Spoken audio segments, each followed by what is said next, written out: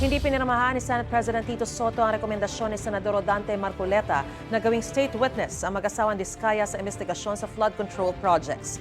Base naman sa pagsusuri ng Bureau of Customs, 8 sa mga sasakyan ng pamilya Diskaya ay maituturing na smuggled dahil kulang sa dokumento. May unang balita si Chino Gaston. Rolls-Royce, Bentley Bentayga, Toyota Tundra, Toyota Sequoia, 2 Mercedes-Benz, Land Cruiser at Lincoln Navigator. Ang 8 sasakyang ito na pag-aari ng pamilya Diskaya pwede na raw ituring na smuggled dahil sa kakulangan ng papeles ayon sa Bureau of Customs. 7 iba pang sasakyan ang may import entry documents pero walang certificate of payment. Kung hindi maipapakita ng mga Diskaya ang kaukulang dokumento ng 15 sasakyan, hanggang katapusan ng buwan, pwedeng kunin o i-forfeit ng gobyerno ang mga sasakyan sa pamamagitan ng warrant of seizure and detention. Yung burden of proof, kanila pa yon. Kailangan patunayan nila sa amin na tama ang kanilang pinagbayaran. Kung meron po silang dokumento na kailangan pa makita, magkukumply ho kami. Tataliban po tayo parate para wala akong gusot. Nauna nang sinabi ng mga Diskaya na handa silang bayaran ng kulang na buwis para sa mga sasakyan kung may pagkukulang man. Pero ayon sa BOC, pwede lang yan kung hindi hihigit sa 30% ang diferensya ng buwis sa halagang itinakda ng batas. Posible rin daw na may pananagutan ang ilan nilang empleyado. Hinihinga na raw sila ng paliwanag. Sa ngayon, meron na kaming yung tinatawag na persons of interest na 10. Pagpapaliwanagin natin kung bakit nakalusot or dumaan sa kanila yung mga sasakyan nang hindi nagkaroon ng tamang dokumento at hindi nagbayad ng tama. Doon sa mga ganun yung sitwasyon, no? We will have to make even our own people accountable.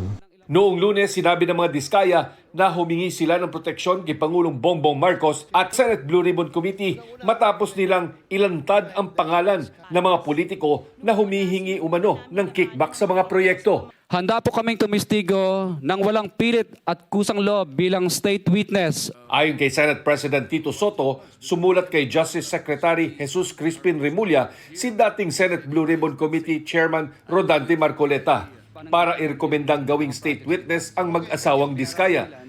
Pero hindi pinirmahan ni Soto ang rekomendasyon. Ang unang sinabi kagad sa akin ni Ping, tell all ba yan? Kung tell all Kasi yan, dapat nga, oo, pwede. di ba buo? O, pag-usapan natin. Pero ano sinabi? Puro congressman ang binanggit eh. Saka meron pang mga nagka-question doon sa mga binanggit na mga pangalan na tao. So, paano mong kailangan papayag ka kagad? Hindi ko pinirmahan. Sabi ko, hintayin ko na muna yung susunod mong hearing. Paiba-iba siya na sinabi eh. Tutol din ang ilang kongresista. Absolutely no chance.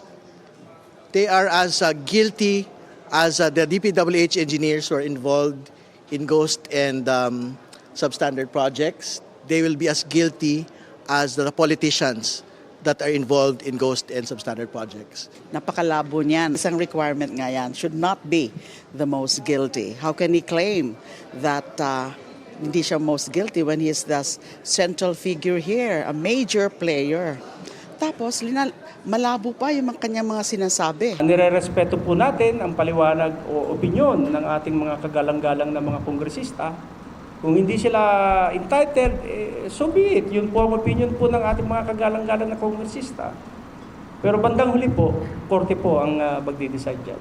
Sa ilalim ng Republic Act 6981 o ang Witness Protection Security and Benefit Act, may requirements para maituring na state witness ang isang taong kasama sa krimen. Dapat grave felony ang krimen. Dapat kailangan ang kanyang testimonya sa kaso. Walang ibang direktang ebidensya para sa maayos na pagdinig sa kaso. Ang kanyang testimonya ay maaring mapatunayan. Hindi siya ang pinaka-guilty at hindi siya nahatulan sa anumang krimen sangkot ang labis na kabuktutan. Ayon sa DOJ, isa nga sa pinag-uusapan ang posibilidad na maging state witness ang mga Diskaya. Kaso nga lang po, ang lumalabas po sa mga statements nila ay mukhang kakuntsaba na nila from the very start. Yung mga contractor, pati yung mga ibang politicians, and in a co-conspiracy or in a conspiracy, the guilt of one is the guilt of all. Meaning to say po, kung yung kasama nila sa conspiracy ay most guilty, sila din po ay pwedeng ituring na most guilty. So, that is still yet to be seen. Isa pang kondisyon ang nauna nang inilatag ni Justice Secretary Remulla. Kailangan muna nila isauli yung pera para masimulan po natin yung usapang state witness. Pero it doesn't necessarily mean na kapag binalik nila yung pera, automatically they will be considered as... No, not at all. It is a precondition to even consider them. Ito ang unang balita, Chino Gaston, para sa GMA Integrated News. Gusto mo bang mauna sa mga balita? Mag-subscribe na sa GMA Integrated News sa YouTube at tumutok sa unang balita.